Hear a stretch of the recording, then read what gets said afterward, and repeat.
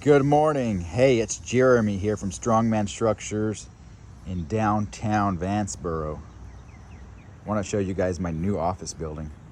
Finally got an office building that's finished out inside. It's not very big. It's a 10 by 24. We call it a cabin because it has a little porch out front. And it's nothing fancy, but it's mine.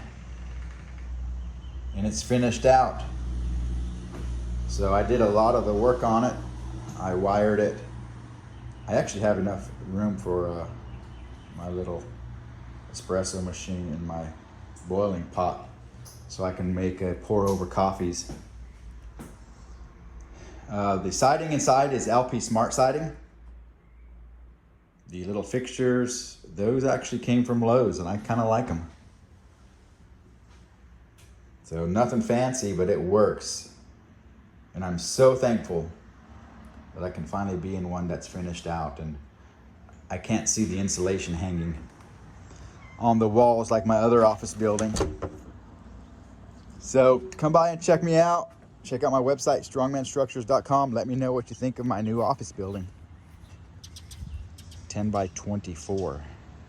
Perfect for one guy and one or two customers. Y'all have a good day.